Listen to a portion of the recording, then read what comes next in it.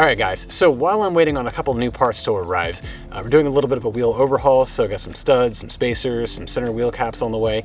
But while I'm waiting for that stuff, I figured this would be a good time to talk about a few things that I had to replace in my F80 M3 after taking delivery. So I bought my car in December of 2020, and there were a few things that I knew were going to need replacing, and then a few things were surprises. So, but that just comes with the territory of, buying a used car. But a couple of them were BMW specific. So I figure with the last of these cars coming off lease and finance, and hitting the used market, some of these things might be applicable to you if you are in the market for an F8X car. So with that being said, let's talk about the 5 things that I replaced on my F80 M3, as well as a couple of things that I wished I would have done differently. Come on. Okay, so the first thing that I replaced on my M3, inner door pulls. Now, 3 out of the 4 of these, all except for the rear driver's side, had pretty substantial wear. And when this part wears, it gets like a tacky kind of stickiness to the underside, which is not very pleasant when you're opening and closing the door. So, I don't know if this is part of the wear or if this was something done by the previous owners.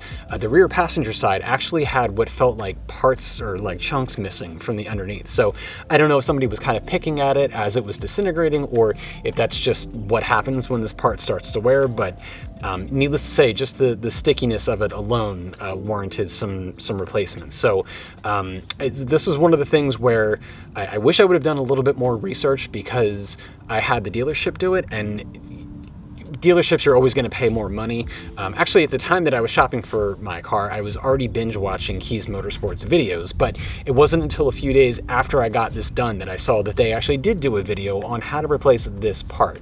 And needless to say, it is not that complicated. So if you are buying a used BMW, which seems to be prone to this issue, certainly take the time to, just learn to do it yourself, buy the part, save some money. So that was number 1. Okay, so number 2 part replaced, the shift knob. Now, really, this is all one unit, so the shift and boot were replaced, but when I bought the car, there was some pretty noticeable wear on the edge of the shift knob here. It was kind of more like a gouging, and again, I don't know if this is, a part of this part wearing or if it was the previous owner. It seemed to be the latter, but in any case, this definitely needed to be replaced. Now, I was going to do this myself, but at the time, my car was in getting the door pulls redone. The dealership actually had this exact part in stock and offered to do it free labor. So I figured, why not just get it done all at once? But if you have to replace yours, really easy job to do, probably takes about like 5 minutes. And again, save the money, do it yourself. Next up on the replacement list is the seat emblems. Now, from 2015 to 2017, BMW used these gray emblems for their M cars, and they were prone to cracking and fading. And then in 2018, they upgraded to these gloss black ones. In my opinion, and probably the opinion of most people, the gloss black ones look so much better. And sure enough, when I got my car, the emblems were completely faded and had cracking all around the edges. Hat tip to Tommy El Garage. It was one of his videos that I learned that not only was this covered under warranty, but if you had a cool enough service advisor, you could get upgraded to the black ones. And I was fortunate enough to have a very cool service advisor who did that.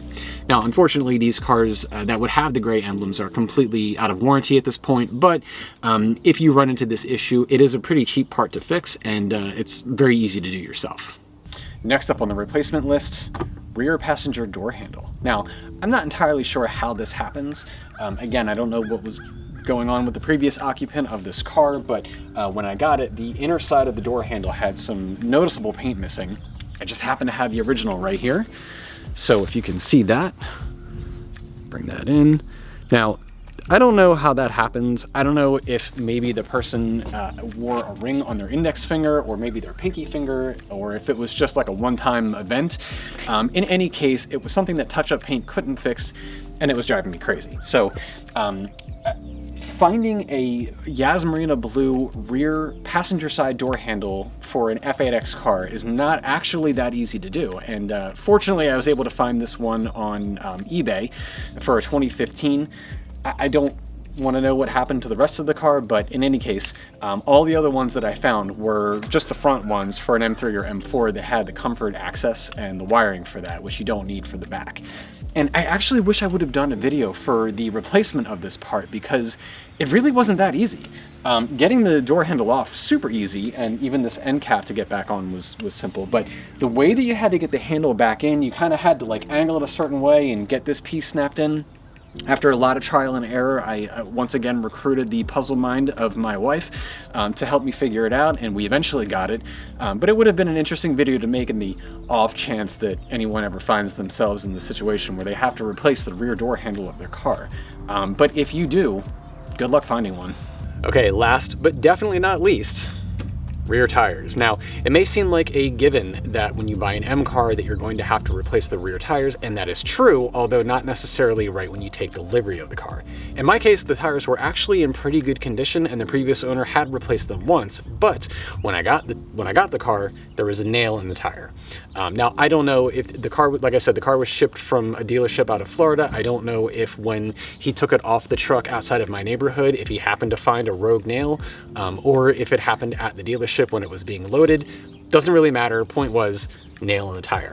Now, I did buy the wheel and tire warranty when I bought the car. I know, hold on, I'll explain. So I figured, you know, fine, they'll take care of it. Now, unfortunately, they wanted an attempt at patching it before they would pay for a replacement. BMW was not able to patch the tire, even though the nail was like right in the middle. So I took the tire to a local shop, had them patch it, and sure enough, within a week, it was leaking air again. So at that point, we went ahead and replaced both rear tires. Now, the M cars originally came with Michelin Pilot Super Sports. My dealership upgraded mine to the Pilot 4Ss. Because the tire that was replaced was not original to the car, it was denied by the warranty company. And not only that, they weren't even willing to pay what the original tire would have cost, and I would have happily covered the difference. They just denied the claim outright. So it was at that point that I called the dealership, canceled the warranty, and just got a refund, because I'd only had the car for not even 2 weeks at that point. The only reason I got the warranty was because before this, I had an Audi A5, and the rims were susceptible to like bending. I had to have them reshaped a couple of times, and I just figured that with the competition 20-inch wheels that they would be kind of expensive to deal with if anything happened. But quite honestly, I would rather just pay out of pocket than deal with a warranty company again. So your mileage may vary, but for me, just wasn't worth it.